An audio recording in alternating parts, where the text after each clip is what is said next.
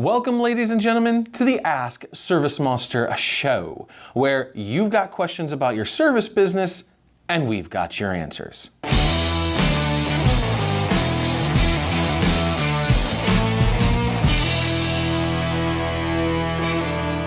In this episode, our continued monetization of Facebook, how to make money using Facebook ads, and the tools that they have. And this particular topic is kind of the cherry on top. It's the granddaddy, it's the focal point of why you do this: content. Content is king. I know you guys get it, because I hear it. Joe, it's cool, dude. I get the audiences, I get Facebook, I get how to use my business page, but how do I create content on a regular basis that attracts the attention that I want? How often do I need to update that content, create new content? How do I even go about trying to create new content? And most importantly, how do I assemble teams of people together to take my business to the next level? Everybody has heard content is king, and is absolutely true. What's interesting about social media is not as much a way to use the internet as the way people now consume content on the internet. So if you think about this, we used to go into the Google box and type in a search engine and look for things that interested us. Perhaps we'd join a forum or a bulletin board. Now though, with Facebook and Twitter and Instagram, we can select things that we're interested in, topics that we're interested in, people that we're interested in. And then of course in Facebook, also friends and family we want to stay in touch with. They all either generate content or point us to content that's created by somebody else. And it creates this filter of news that's personalized directly for us. That's pretty cool.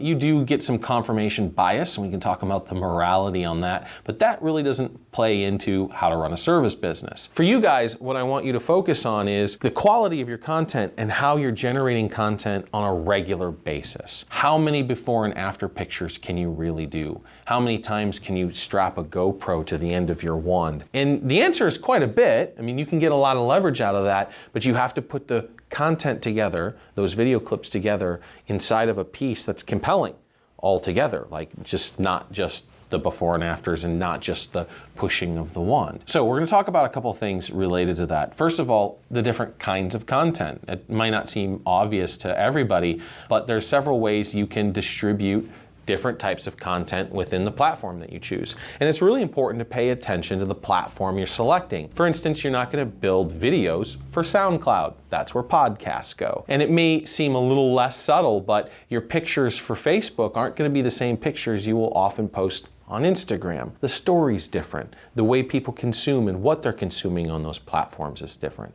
So paying attention to that kind of stuff is important. It allows you to kind of blend in to the native platform, and more likely that you're going to gain attention to the people that use it. Okay, so that being said, different kinds of content. There's obviously video content, and video wins out. We have, as humans, an emotional attachment to video that transcends podcasting or pictures or memes or any of the other types of content you can create. But blend your content. Don't just make it 100% video all the time. The written word, blog posts, are a good way to generate content, especially if you considered yourself an industry expert on something, or you want to gather the attention of potential clients by talking about the things that you love within your business. Obviously, going on YouTube is great for video. Facebook and YouTube fight a little bit on that front, so you want to actually put video content in both places. Written word, video content, blog posts.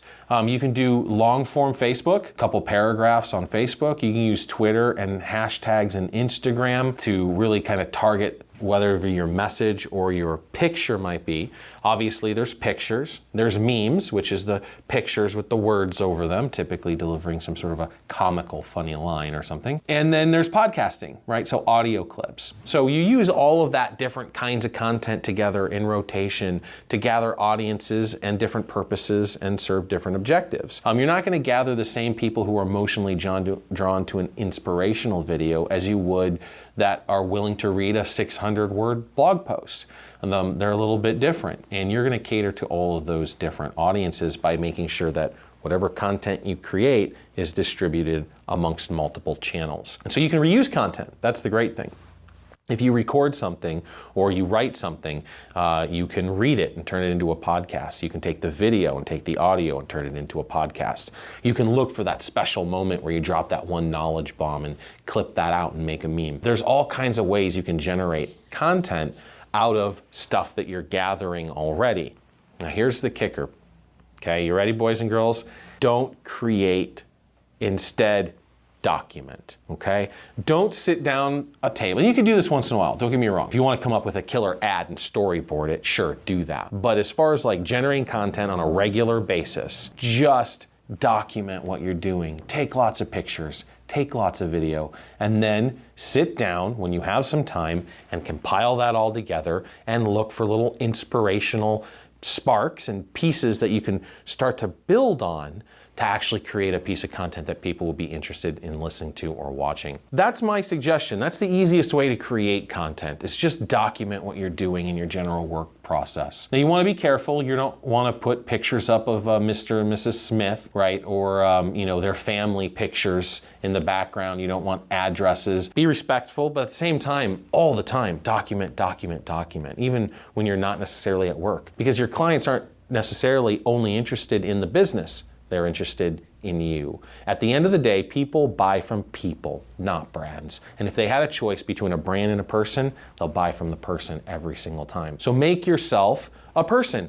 Make yourself within your community known, whether it's your business or you as an individual person. And getting other team members involved or even family members involved, if you want to go that route, it's a good thing, right? So document, don't create, and do it often. All right, so let's talk about team building for a second, because you can do this.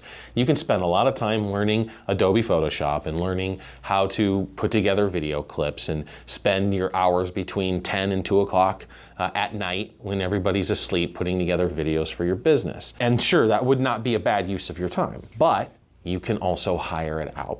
Okay, so, and this is a little tongue-in-cheek, but you get the idea. For years, I would fill my blog post, content coordinator, and that was mostly what we did, is we would post a weekly blog and we turn that into a newsletter. That's how we started, and I would do a lot of the content on my own, and I would do all the advertising on my own. But I had a content coordinator that we started off at part-time and we turned into a full-time position. And it wasn't too difficult to find. You look for a millennial who has a blog or who has an awesome Instagram account or who is already doing videos. Or maybe someone, if you have 6, 10, 12 people in your workplace, you ask around and see if people are passionate about any content creation on their own that you already have employed. And then you bring them into the fold, and you can start part-time, pay 15, 16, 17 bucks an hour, depending on, what the people are working for with you.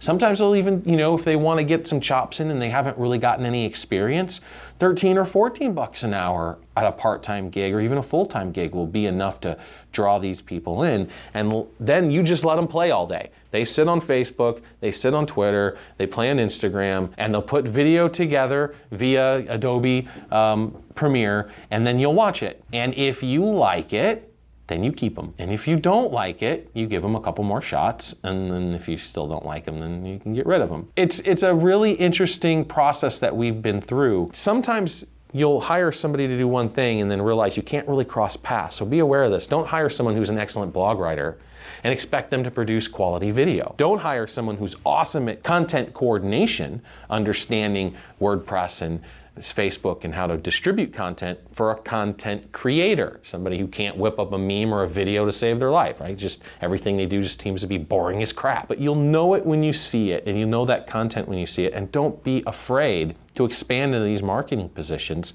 because customer acquisition is typically making its way back for you guys within, definitely the first cleaning, and by that point on, it's cake. It's money. That's why repeat rate is so important. Anyways, I just wanted to kind of let you know that the content creation part, the scariest bit of this whole process, it's not really that hard. You just have to do it, and do it often, and watch and analyze. We're going through this right now. We're taking the videos that we do, we're taking the ads that we run, and we're analyzing them in Facebook, seeing at the goal conversion and cost per action, whether it's driving them to our website or a lead. And we're finding out all kinds of cool stuff. For instance, 30-second or shorter videos get you both on Facebook and Instagram, right? Changing the colors on the background can affect change. Doing a selfie video as opposed to something that's more produced like this actually can bring in quite a bit of attention, and emotional videos work, but only if they already know you. So just a handful of things that we're learning along the way that I'll continue to share with you. That's it for today, kids. If you like our stuff, feel free to subscribe to our channel, sign up for the demo, give us a call.